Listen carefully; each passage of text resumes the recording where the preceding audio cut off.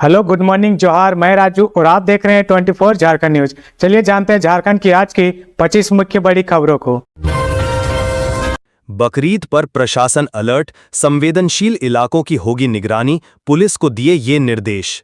झारखंड में बकरीद को लेकर प्रशासन अलर्ट मोड पर है। इस दौरान सुरक्षा व्यवस्था के मद्देनजर स्पेशल ब्रांच ने सभी जिलों के एसपी को अलर्ट कर दिया है। पुलिस को राज्य के विभिन्न थाना क्षेत्रों में स्थित संवेदनशील इलाकों और असामाजिक तत्वों के बारे में जानकारी दी गई है। इसके साथ ही पुलिस को सतर्कता बरतने के भी निर्देश दिए गए हैं। रिपोर्ट के अनुसार 7 जून को बकरीद मनाई जा सकती है, लेकिन चांद की स्थिति के आधार पर तारीख बदल भी सकती है। इस दिन बड़ी संख्या में लोग नमाज अदा करने के लिए इकट्ठा होते हैं, जिससे भीड़ बढ़ सकती है। सड़क पर भी नमाज अदा होने से यातायात प्रभावित हो सकता है। इसके अलावा बकरीद में कुछ राज्यों से ऊंट जैसे अवैध पशुओं की तस्करी की संभावना होती है, जिससे विवाद की स्थिति बन सकती है। इसका विरोध दूसरे पक्ष द्वारा किए जाने के कारण आपसी सौहार्द बिगड़ने की संभावना रहती है।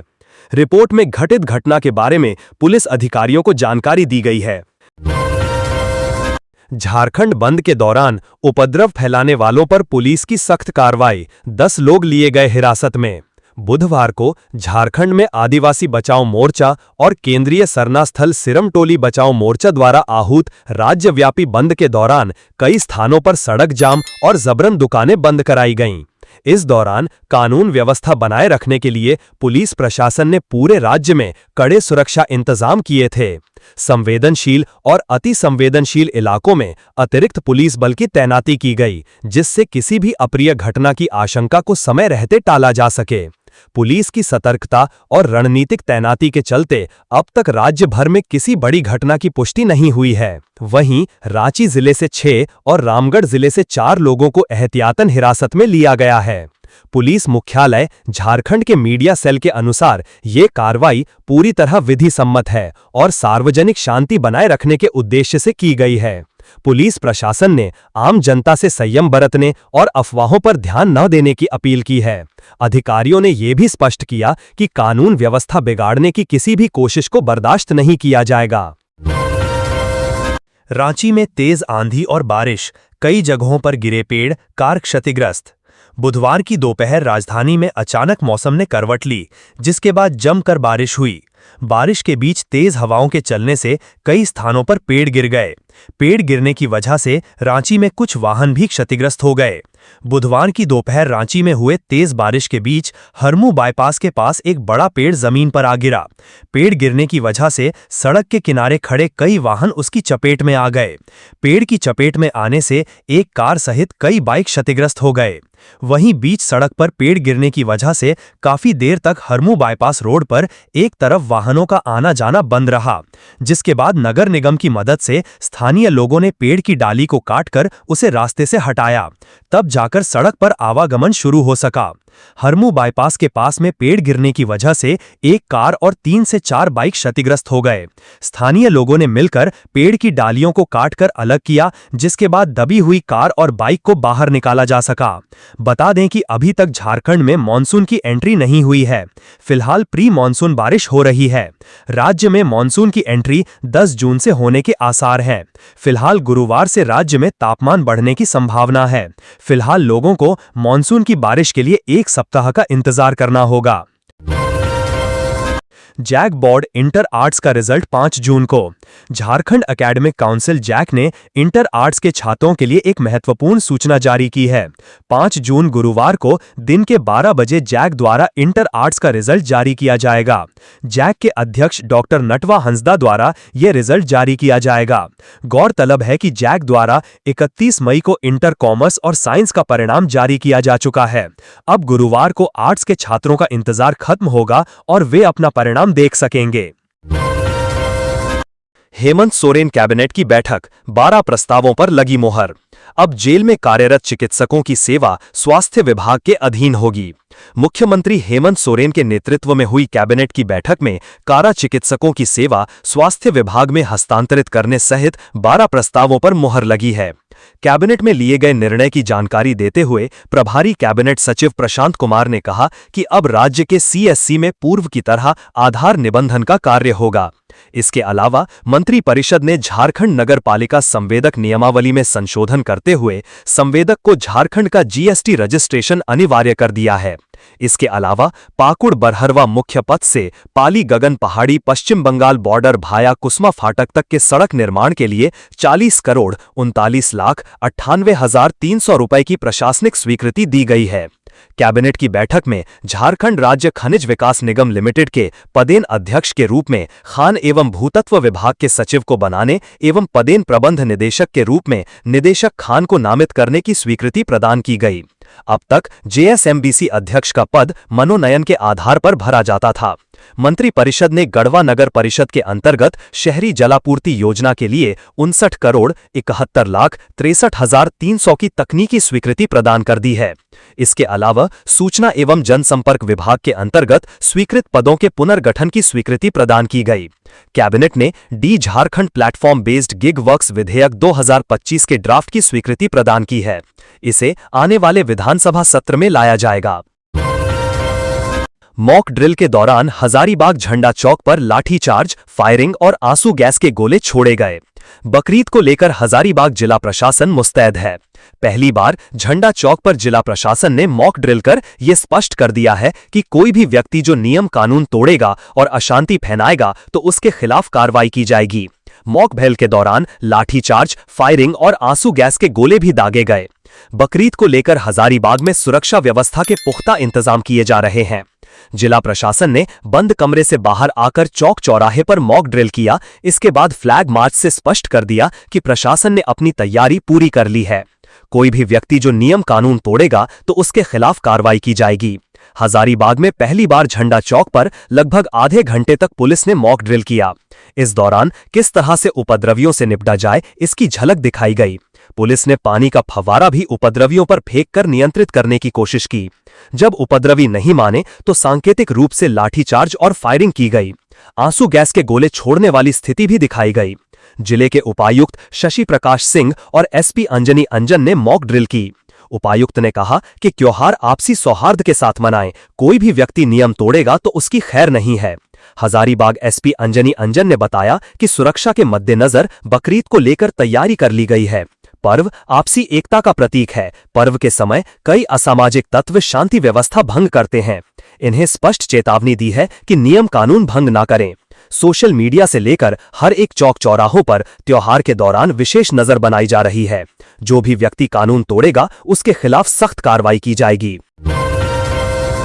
नगर निकाय चुनाव को लेकर कांग्रेस सतर्क। 6 जून को जिला अध्यक्षों से संवाद करेंगे प्रदेश अध्यक्ष केशव महतो कमलेश। झारखंड में आगामी नगर निकाय चुनाव को लेकर प्रदेश कांग्रेस कमेटी ने तैयारियों में तेजी ला दी है। इसके साथ ही संगठन सृजन अभियान, प्रखंड स्तर पर संविधान बचाओ रैली और पेसा कानून एवं सरना धर्म कोड जैसे महत्वपूर्ण मुद्दों पर विचार विमर्श के लिए झारखंड प्रदेश कांग्रेस कमेटी के अध्यक्ष केशव महतो कमलेश 6 जून को जूम मीटिंग के माध्यम से विभिन्न जिलों के जिला अध्यक्षों, जिला पर्यवेक्षकों और नगर निकायों के पर्यवेक्षकों से संवाद स्थापित करेंगे। यह संवाद 3 चरणों में होगा। पहले चरण में सुबह 11 बजे से दोपहर 12 बजे तक पूर्वी सिंहभूम, पश्चिमी सिंहभूम, सरायकेला खरसावां और सिमडेगा जिलों के प्रतिनिधियों से बातचीत होगी। दूसरे चरण में दोपहर 12 बजे से 1 बजे तक गुमला, खूंटी, रांची और पाकुड़ जिलों से जुड़े प्रतिनिधियों के साथ संवाद किया जाएगा। अंतिम चरण में दोपहर 1 बजे से 2 बजे तक गढ़वा, लातेहार, पलामू और रामगढ़ जिलों के जिला अध्यक्ष और पर्यवेक्षक शामिल होंगे। इस महत्वपूर्ण बैठक में अखिल भारतीय कांग्रेस कमेटी के विशेष आमंत्रित सदस्य सह झारखंड प्रभारी के राजू तथा सचिव सह प्रभारी बेला प्रसाद की भी उपस्थिति रहेगी। बैठक के दौरान प्रखंड कांग्रेस कमेटियों के गठन, मंडल और वार्ड कांग्रेस कमेटी के अध्यक्षों की नियुक्ति, संविधान बचाओ रैली की तैयारी, पेसा कानून पर राय और सरना धर्म कोड को लेकर जन जागरण अभियान जैसे विषयों पर चर्चा की जाएगी। विनय चौबे सहित 5 की हिरासत अवधि 9 तक बढ़ी। पूछताछ के लिए नहीं पहुंचे 3 अधिकारी। झारखंड शराब घोटाला मामले में एसीबी का एक्शन जारी है। एसीबी के विशेष न्यायाधीश योगेश कुमार सिंह ने आईएएस विनय चौबे सहित 5 आरोपियों की हिरासत अवधि बढ़ाकर 9 जून तक कर दी है। इधर मामले में मैन पावर सप्लाई करने वाली कंपनी मेसर्स मार्शन इनोवेटिव सिक्योरिटी के 3 अधिकारी मंगलवार को पूछताछ के लिए एसीबी मुख्यालय नहीं पहुंचे। अब उन्हें फिर से नोटिस भेजा जाएगा। जानकार के अनुसार शराब घोटाले में गिरफ्तार विनय चौबे सहित 5 आरोपियों को 14 दिनों की हिरासत अवधि पूरी होने पर एसीबी के विशेष न्यायाधीश योगेश कुमार सिंह की अदालत में पेश किया गया। यहां अदालत ने मामले की सुनवाई करते हुए उनकी हिरासत अवधि 9 जून तक बढ़ा दी है। इस दौरान जिनकी हिरासत अवधि बढ़ाई गई है उनमें निलंबित आईएएस विनय चौबे, तत्कालीन संयुक्त उत्पाद आयुक्त गजेंद्र सिंह, जेएसबीसीएल के अधिकारी सुधीर कुमार और तत्कालीन जीएम वित्त सुधीर कुमार दास शामिल हैं। उल्लेखनीय है कि इन दोनों कंपनी पर आरोप है कि इनके द्वारा फर्जी बैंक गारंटी जमा कर मैन पावर सप्लाई काम को लेकर सरकार को 38 करोड़ रुपए से अधिक राजस्व का नुकसान पहुंचाया गया है। एसीबी ने प्रारंभिक जांच में सरकार को राजस्व का नुकसान पहुंचाने के लिए इन दोनों कंपनियों को दोषी पाया है। एसीबी दोनों कंपनी के अधिकारियों से कंपनी के कार्यों को लेकर पूछताछ करना चाहती है। मॉनसून से पहले रांची नगर निगम अलर्ट, जल जमाव रोकने के लिए होगी नालों की सफाई। झारखंड में अब किसी भी समय मॉनसून प्रवेश कर सकता है।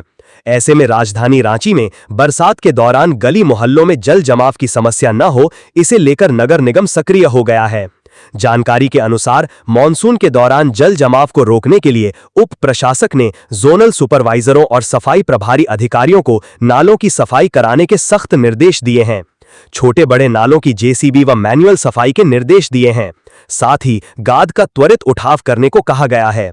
इस दौरान सुपरवाइजरों को सख्त हिदायत दी गई है कि स्लैब हटाकर नाले की सफाई करें, फिर सफाई के बाद स्लैब को यथास्थान पुनः लगाना अनिवार्य है। उप प्रशासक ने स्पष्ट किया कि नाले को खुला छोड़ना दुर्घटना को न्योता देना है, इसलिए सफाई के बाद पहले जैसी स्थिति बहाल की जानी चाहिए। मॉनसून को लेकर नगर निगम की इन्फोर्समेंट टीम और अभियंत्रण शाखा को निर्देश दिया गया है कि अगर कहीं नाले पर अतिक्रमण के कारण जल निकासी बाधित हो रही है तो अवैध निर्माण करने वाले भवन मालिकों को चिन्हित कर नोटिस जारी किया जाए। नालों को हर हाल में अतिक्रमण मुक्त किया जाना अनिवार्य बताया गया है। झारखंड के 16 जिलों में 5 जून को गरज के साथ वज्रपात की चेतावनी।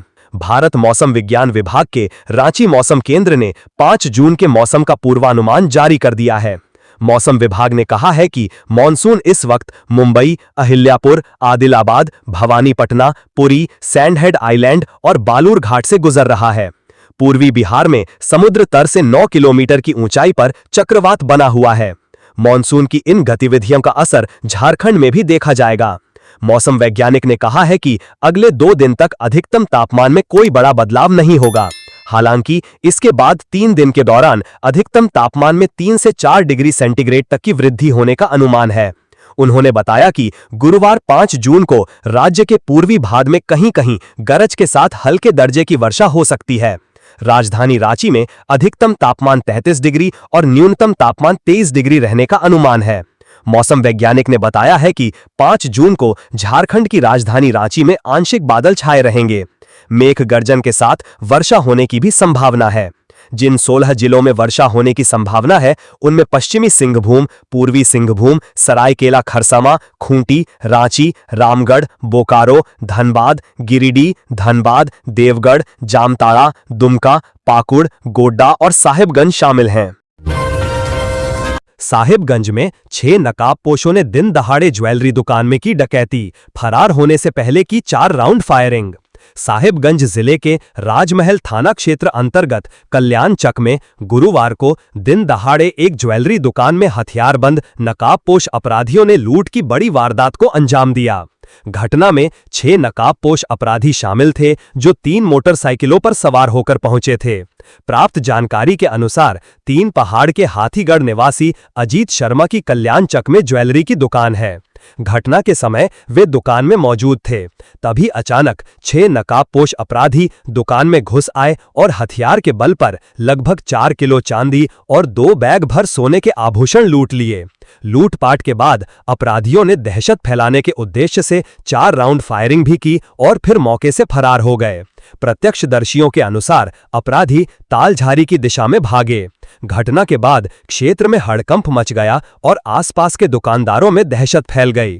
लोग कुछ समझ पाते उससे पहले ही अपराधी रफू चक्कर हो गए। घटना की सूचना मिलने के बाद पुलिस मौके पर पहुंची। इस संबंध में राजमहल के एसडीपीओ विमलेश कुमार त्रिपाठी ने बताया कि पीड़ित दुकानदार से घटना की पूरी जानकारी ली गई है। पुलिस एक्शन मोड में है और अपराधियों को किसी भी सूरत में बख्शा नहीं जाएगा। जल्द ही इस लूटकांड का खुलासा कर दिया जाएगा। शिल्पी नेहा तिर्की ने कहा, लापुंग में पुलिस ग्रामीणों के बीच झड़प में मध्य प्रदेश और छत्तीसगढ़ के लोगों का हाथ, जांच पूरी होते ही होगी कार्रवाई। लापुंग में पुलिस और ग्रामीणों के बीच हुए झड़प में मध्य प्रदेश और छत्तीसगढ़ के लोगों का हाथ होने की बात कहते हुए कृषि मंत्री शिल्पी नेहा तिर्की ने कहा कि घटना की जांच हो रही है, जल्द ही इसका खुलासा हो जाएगा। प्रोजेक्ट भवन में कैबिनेट की बैठक के बाद मीडिया कर्मियों से बात करते हुए शिल्पी नेहा तिर्की ने कहा कि प्रथम दृष्टया जो बातें सामने आ रही हैं उसमें मध्य प्रदेश और छत्तीसगढ़ के कुछ लोगों ने ग्रामीणों को उकसाने का काम किया है। उनका ये प्रयास एक दिन में नहीं बल्कि पहले से चल रहा होगा और आखिरकार इसे अंजाम दिया गया। गांव के लोग भोले भाले हैं और उनको उकसाया गया है, जो बेहद ही चिंता का विषय है। इसकी जांच होगी और जो भी लोग मध्य प्रदेश और छत्तीसगढ़ के हैं और उनकी संलिप्तता पाई जाती है तो निश्चित रूप से उन पर कार्रवाई होगी। उन्होंने कहा कि कुछ कायर लोग हैं जो हमारे लोगों को आगे कर चीजों को अंजाम दे रहे हैं। इसमें पुलिस की भूमिका सराहनीय रही। लापुंग थाना प्रभारी को चोट आई और वहां कुछ भी हो सकता था। इसके बावजूद पुलिस ने काफी संयम बरता। शिल्पी नेहा तिर्की ने कहा कि इसका अनुसंधान होने दीजिए, जो भी कायराना ताकतें काम कर रही हैं वो बेनकाब हो जाएगी। उत्पाद मंत्री योगेंद्र प्रसाद ने कहा, प्लेसमेंट एजेंसियों से शराब बिक्री की पूरी बकाया राशि 20 जून तक वसूली जाए, कोताही बर्दाश्त नहीं। उत्पाद मंत्री योगेंद्र प्रसाद ने कहा है कि तय किए गए राजस्व लक्ष्य की प्राप्ति के लिए सभी अधिकारी जुट जाएं, कारगर कार्रवाई सुनिश्चित करें। साथ ही उपायुक्त उत्पाद, सहायक आयुक्त उत्पाद व अधीक्षक उत्पाद को राजस्व वसूली में लापरवाही नहीं बरतने का निर्देश दिया। श्री प्रसाद बुधवार को विभाग की समीक्षा बैठक कर रहे थे। बैठक में मंत्री श्री प्रसाद ने कहा कि प्लेसमेंट एजेंसियों के पास शराब की बिक्री सहित सभी प्रकार के लगभग 100 करोड़ रुपए बकाया हैं। पूरी बकाया राशि की वसूली हर हाल में 20 जून तक की जाए। एजेंसियों से निर्धारित समय तक बकाया राशि की वसूली नहीं करने पर जिम्मेवार अधिकारी के खिलाफ कड़ी कार्रवाई की जाएगी। जो देनदारी है उसे भी प्रमाण के साथ प्रस्तुत किया जाना चाहिए। मंत्री ने कहा कि उत्पाद राजस्व की वसूली में किसी भी तरह तथा किसी भी स्तर पर कोताही बर्दाश्त नहीं की जाएगी। नई उत्पाद नीति लागू होने से पहले 30 जून तक राजस्व संग्रहण के लक्ष्य को हासिल करने की दिशा में ठोस कार्रवाई करने का निर्देश दिया। मंत्री ने उत्पाद राजस्व संग्रहण लक्ष्य के विरुद्ध प्राप्ति की स्थिति की जानकारी ली। साथ ही जिलावार, अंचलवार, प्रक्षेत्रवार, मानव प्रदाता एजेंसीवार खुदरा शराब दुकानों में सेल के विरुद्ध जमा की अंतर राशि के प्रतिवेदन का अवलोकन करते हुए मंत्री ने अधिकारियों को हर हाल में राजस्व लक्ष्य प्राप्त करने का निर्देश दिया। उन्होंने खुदरा उत्पाद दुकानों में एमआरपी से अधिक मूल्य लेने की शिकायत और मिलावटी शराब की बिक्री के खिलाफ त्वरित कड़ी कार्रवाई करने का निर्देश दिया। मंत्री ने यह भी कहा कि 30 जून के बाद प्लेसमेंट एजेंसियों की पुरानी व्यवस्था समाप्त होगी तथा राज्य में शराब बिक्री की नई व्यवस्था लागू की जाएगी। बैठक के बाद एक सवाल के जवाब में उन्होंने कहा कि किसी भी स्तर पर भ्रष्टाचार बर्दाश्त नहीं है। अनुसंधान चल रहा है, जो भी दोषी पाए जाएंगे उन पर कड़ी कार्रवाई की जाएगी। झारखंड के अंगीभूत कॉलेजों में इंटरमीडिएट बंद करने का आदेश, शिक्षकों और शिक्षा मंत्री को आपत्ति। झारखंड में अंगीभूत कॉलेजों में इंटरमीडिएट 11वीं 12वीं की पढ़ाई समाप्त करने के निर्देश राज्यपाल द्वारा जारी किए गए हैं। सभी विश्वविद्यालयों को आदेश दिया गया है कि वे अपने अधीनस्थ अंगीभूत कॉलेजों में इस सत्र से इंटरमीडिएट के लिए नामांकन न लें। राज्य के शिक्षा मंत्री रामदास सोरेन ने इस आदेश का विरोध करते हुए इसे केंद्र सरकार के इशारे पर राज्य सरकार को अस्थिर करने की साजिश बताया है। उन्होंने कहा, इंटरमीडिएट बंद करने का आदेश छात्रों के बीच भ्रम की स्थिति उत्पन्न करेगा। अभी मैट्रिक का परिणाम आया है और छात्र +2 स्कूलों में नामांकन की तैयारी कर रहे हैं। इंटरमीडिएट शिक्षक संघ ने इसका विरोध करते हुए अपनी 4 प्रमुख बातें रखी हैं। संघ के महामंत्री डॉक्टर रामानुज पांडे ने निम्नलिखित बिंदुओं में अपना पक्ष प्रस्तुत किया है। रांची में नकली सॉस और विनेगर फैक्ट्री पर छापा, 4,980 लीटर मिलावटी सामान बरामद। टमाटर मिर्च का अता पता नहीं। राजधानी रांची के रातू थाना क्षेत्र में एक मकान से फूड सेफ्टी विभाग की टीम ने बड़ी मात्रा में नकली सॉस और विनेगर बरामद किया है। छापेमारी के दौरान 4020 लीटर सॉस और 960 लीटर विनेगर जब्त किया गया। हैरानी की बात यह रही कि सॉस बनाने में इस्तेमाल होने वाली एक बूंद भी टमाटर या मिर्च वहां मौजूद नहीं थी। ये सारा काम बेहद गंदे माहौल में किया जा रहा था। सॉस को गंदे ड्रम और बाल्टी में तैयार किया जा रहा था, फिर मग की मदद से उसे बोतलों में भरा जा रहा था। सीलिंग का काम कुछ महिलाएं कर रही थीं। आसपास कूड़े कचरे का अंबार लगा हुआ था। संचालक का कोई पता नहीं चल सका और मौके पर मौजूद किसी भी व्यक्ति ने कुछ भी बताने से इनकार कर दिया। खाद्य सुरक्षा पदाधिकारी सुबीर रंजन ने बताया कि उन्हें गुप्त सूचना मिली थी कि इलाके में नकली सॉस बनाने का धंधा चल रहा है। सूचना की पुष्टि के बाद पहले पूरी रेकी की गई और फिर पुलिस के सहयोग से छापेमारी की गई। मौके से लिए गए सैंपल को स्टेट फूड टेस्टिंग लैब भेजा गया है। जल्द रिपोर्ट आने की उम्मीद है। रातू रोड में लगे साइन बोर्डों में गड़बड़ियां, लोगों को हो रही परेशानी, नगर निगम को करेंगे शिकायत। रांची के रातू रोड के पिस्का मोड़ इलाके में लगाए गए साइन बोर्ड में काफी गड़बड़ियां नजर आ रही हैं। वहां के निवासियों का कहना है कि कई जगह मोहल्लों के नाम गलत लिखे गए हैं। इसके अलावा कुछ जरूरी जगहों पर तो बोर्ड ही नहीं लगाए गए हैं। इस कारण लोगों को काफी परेशानियों का सामना करना पड़ रहा है। लोगों का कहना है कि गया प्रसाद चौधरी लेन की जगह फिर से मेट्रो गली लिख दिया गया। ये बिल्कुल गलत है। वहीं दयाल नगर के बजाय मनेर गली लिखा गया है। कुछ बड़े इलाकों में तो बोर्ड ही दिखाई नहीं दे रहे हैं। ऐसे में नए लोग या जो बाहर से आए हुए हैं वो रास्ता भटक जाते हैं। स्थानीय लोगों ने कहा कि बिना ठीक से जांच पड़ताल किए ऐसे बोर्ड लगा दिए गए हैं। इससे लोग कंफ्यूज हो रहे हैं और इलाकों की असली पहचान भी गड़बड़ हो रही है। लोगों का कहना है कि वे इस बारे में लिखित शिकायत नगर निगम को देंगे। वे नगर निगम से मांग करेंगे कि सारे नामों को सही किया जाए। इसके अलावा जहां आवश्यकता है वहां बोर्ड लगाए जाएं। लोगों का कहना है कि गलती किसी से भी हो सकती है, लेकिन इसे सुधारना भी जरूरी है।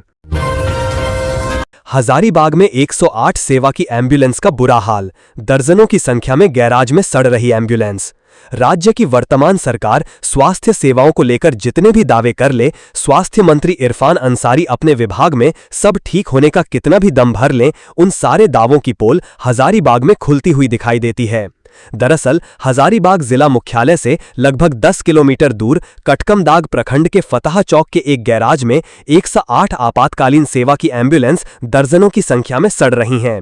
वहां लगभग दर्जनों की संख्या में 108 आपातकालीन सेवा की एम्बुलेंस खराब होने के बाद मरम्मत के लिए पहुंची थीं, जो लगभग 2 से 3 महीने से वहीं पड़ी हैं। हालांकि गैराज के मालिक वहां पर मौजूद नहीं थे। एक मैकेनिक ने कैमरे के सामने आने से परहेज करते हुए बताया कि इनमें से 6 एम्बुलेंस बन चुकी हैं और बनाकर महीनों से यहां पड़ी हैं। लगातार गैराज से 108 आपातकालीन सेवा की एम्बुलेंस चलाने वाली संस्था को सूचना दी जा रही है, लेकिन वे लोग यहां से एम्बुलेंस नहीं ले जा रहे हैं और जवाब भेजते हैं कि अभी पैसा नहीं है, इसलिए नहीं ले जा सकते। ऐसे में जिन एम्बुलेंस का उपयोग आम लोगों की सहायता के लिए होना चाहिए था, वे कुछ बनकर और कुछ बनने के इंतजार में गैराज में सड़ रही हैं। हजारीबाग के शेख भिखारी मेडिकल कॉलेज अस्पताल से लगातार ये खबरें आती हैं कि एम्बुलेंस की कमी है। 108 एम्बुलेंस सेवा पर कॉल करने पर एम्बुलेंस तुरंत नहीं मिल पाती। ऐसे में ये सवाल जरूर उठता है कि जब कुछ एम्बुलेंस बन चुकी हैं और कुछ वहां बनने के लिए गई हैं, तो फिर 3-4 महीने से वे गैराज में ही क्यों सड़ रही हैं? सिमडेगा डीसी ने ईवीएम वेयरहाउस का किया निरीक्षण, दिए कई निर्देश। सिमडेगा जिला निर्वाचन पदाधिकारी सह उपायुक्त कंचन सिंह ने ईवीएम वेयरहाउस का निरीक्षण किया।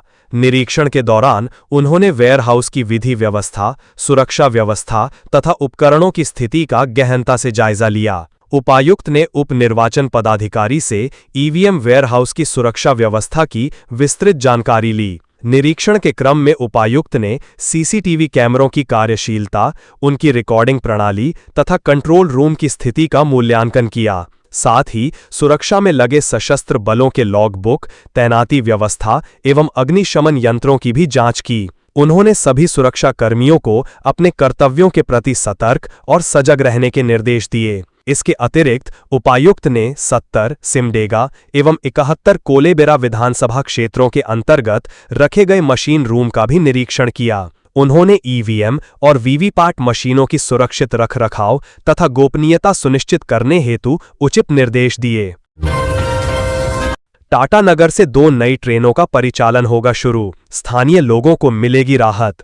टाटानगर रेलवे स्टेशन से चाकुलिया और चाईबासा के लिए 2 नई ट्रेनों का परिचालन शुरू होगा। दक्षिण पूर्व रेलवे ने इसे लेकर अधिसूचना जारी कर दी है। 6 जून 2025 से दोनों नई ट्रेन का परिचालन शुरू होगा। दक्षिण पूर्व रेलवे ने चक्रधर रेल मंडल के अंतर्गत टाटानगर रेलवे स्टेशन से 2 नई मेमू पैसेंजर शुरू करने के लिए हरी झंडी दे दी है। यात्रियों की सुविधा के लिए टाटानगर से चाईबासा और चाईबासा के लिए 2 मेमू पैसेंजर का परिचालन 6 जून 2025 से होगा। वापसी में चाकुलिया टाटानगर मेमू पैसेंजर चाकुलिया से दोपहर 3 बजे खुलेगी और शाम 5 बजे टाटानगर पहुंचेगी। ट्रेन का ठहराव सलगाझरी, गोविंदपुर, आसनबनी, राखा माइंस, गालुडीह, घाटशिला, चिरगोड़ा, दलभूमगढ़ और कोकपारा में होगा। इन दोनों ट्रेनों के शुरू होने से स्थानीय लोगों को काफी सुविधा हो जाएगी। सिरमटोली फ्लाईओवर रैंप के विरोध में आदिवासियों के झारखंड बंद का मिलाजुला असर, रांची में सड़क जाम। झारखंड की राजधानी रांची में सरना स्थल के पास फ्लाईओवर के रैंप के निर्माण के विरोध में विभिन्न संगठनों के आह्वान पर बुधवार 4 जून को झारखंड बंद का मिलाजुला असर दिखा। गुमला जिले में बंद अभूतपूर्व रहा तो सिमडेगा, हजारीबाग, चतरा में बंद का कोई असर नहीं रहा। लोहरदगा जिले में बंद का आंशिक असर दिखा। बंद के दौरान प्रदर्शनकारियों ने शहरों में कई जगह सड़क को जाम कर दिया। प्रदर्शनकारियों ने राजधानी रांची को हजारीबाग, गुमला और डाल्टनगंज से जोड़ने वाले प्रमुख राजमार्गों को अवरुद्ध कर दिया। राज्य की राजधानी में बंद का प्रभाव दिखा, लेकिन पड़ोसी जिलों में बहुत ज्यादा असर नहीं दिखा।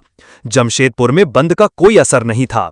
प्रदर्शनकारियों ने रांची में हिनू, हरमू, पिस्का मोड़, कांके, खेलगांव, कडरू और मोराबादी में प्रदर्शन और सड़क जाम किया, जिससे यहां हवाई अड्डे और रेलवे स्टेशनों पर जाने वाले यात्रियों सहित अन्य यात्रियों को असुविधा हुई।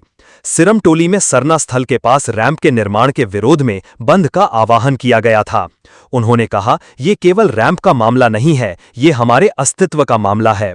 अगर हमारी मांगें पूरी नहीं की गईं तो हम 6 जून को फिर से बंद करेंगे। पूरे राज्य में, खास तौर पर रांची में सुरक्षा के कड़े इंतजाम किए गए थे। तो ये थी आज की झारखंड की टॉप बड़ी खबरें। इसी तरह झारखंड की हर छोटी सी बड़ी खबर देखने के लिए आप हमारे चैनल 24 झारखंड न्यूज को सब्सक्राइब करके बेल आइकन प्रेस कर ले, जिससे झारखंड की हर छोटी सी बड़ी खबर की अपडेट आप तक पहुंचता रहे। तो आज के लिए बस इतना ही, हमें दीजिए इजाजत, फिर मिलते हैं नेक्स्ट न्यूज में।